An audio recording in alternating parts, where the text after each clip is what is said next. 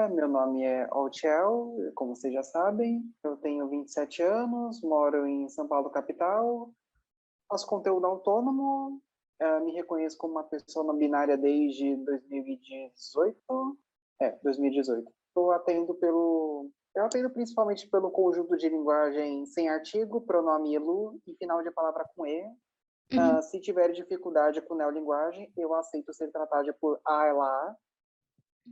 A internet ela tem os dois lados, né? É um lado extremamente negativo e um lado positivo. Como você percebe essa relação com a sua não binaridade, tanto positivamente quanto negativamente na internet?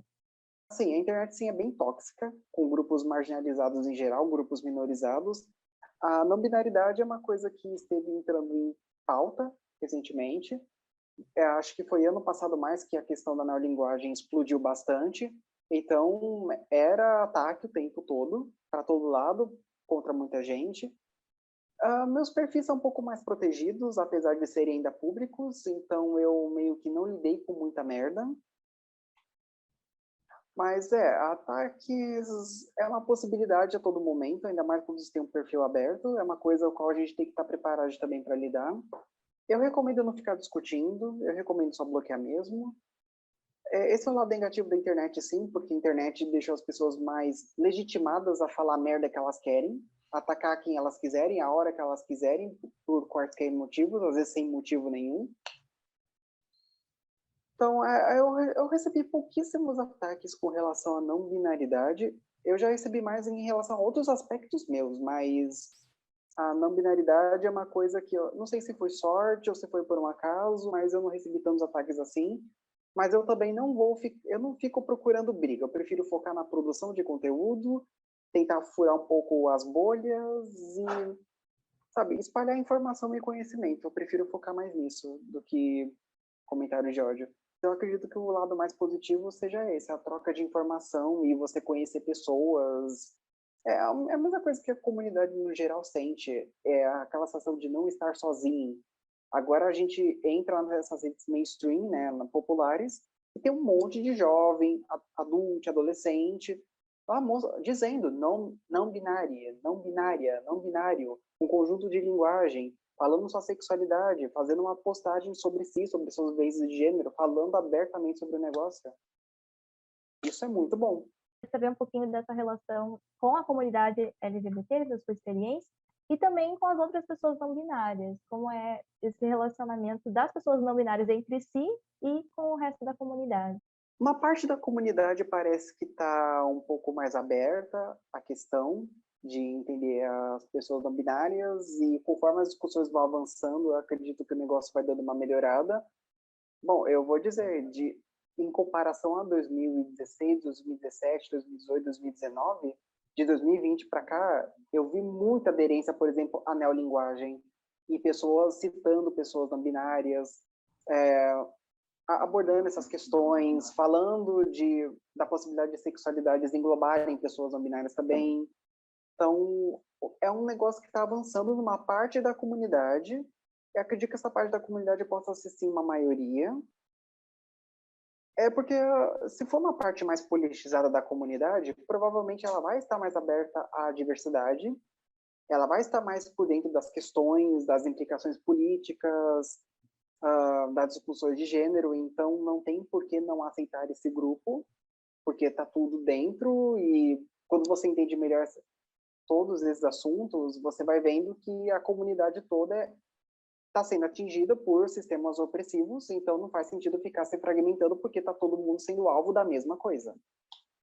E conforme também a informação vai se espalhando, porque às vezes as pessoas acham que não binaridade veio ontem, e não, ela não é de ontem, ela tem décadas, e a própria existência de mais de dois gêneros, além de homem e mulher, data de milênios também.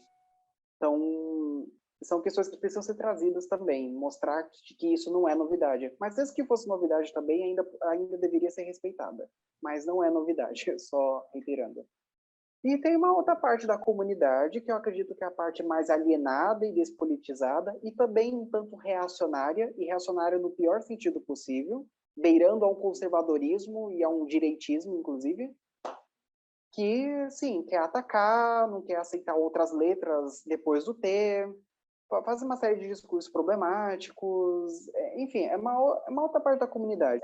É muitas camadas, é um assunto meio complicado. Grupos assim, reacionários da comunidade existem, e eles vão ser guiados por ideologias diferentes, premissas diferentes. Muita gente é por ignorância, sim, mas uma parte das pessoas também é por intolerância. Então, é uma questão cheia de nuances, é muito complicada. E aí, só você poderia falar da comunidade não binária entre si? Internacionalmente, em especial a comunidade anglófona, falante de Uhum. inglês, ela parece que está muito mais unida. As discussões de gênero são muito melhores do que aqui. Nossa, é outro nível de discussões de gênero. É outra coisa, parece um outro mundo. Eu tenho mais contato com a comunidade de fora. A Uhum. comunidade brasileira é um pouco mais complicada. Eu vou resumir o rolê. Ela está muito fragmentada e ela ainda é muito alienada e despolitizada. E eu percebo isso. Eu percebo até entre várias pessoas que me seguem, que também são não binárias. Começando desde uma coisinha básica, bem básica mesmo, tipo essa questão dos pronomes, que é uma coisa que é uma iniciativa que foi importada do inglês e foi enfiada no nosso idioma. Então, pronomes virou qualquer marcador de gênero no português. E o português não é pronomes, o português tem substantivo, adjetivo, outros marcadores, artigos, desinências, flexões de gênero. Então, assim, pegaram o negócio do inglês e botaram no nosso idioma achando que o nosso idioma era igual ao inglês. Esse é um exemplo bem básico. E outras coisas mais aprofundadas é como o pessoal lida com a não binaridade como se ela fosse só uma linha. Aqui tem o masculino, aqui tem o feminino, e no meio tá a não binaridade.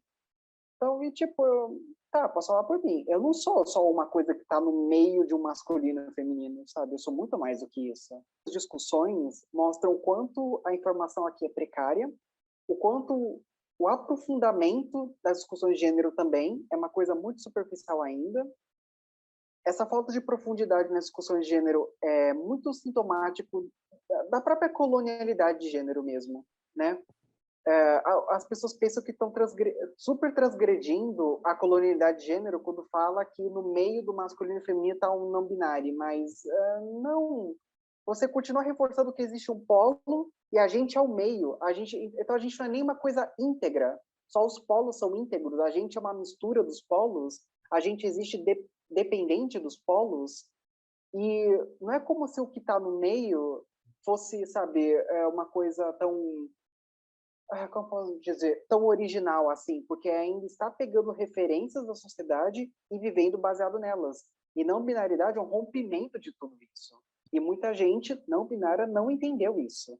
Acha que não dá para construir uma não binaridade que faça suas novas referências, que transgrida essa questão dos polos, que reavalie os conceitos de masculino e feminino.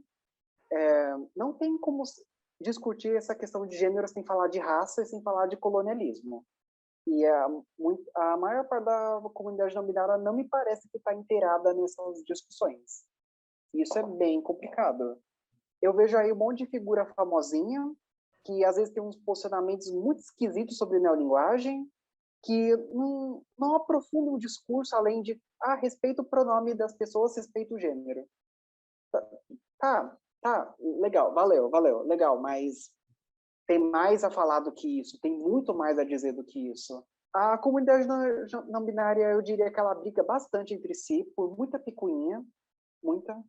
Eu não gosto de como elas conduzem as discussões sobre não binaridade.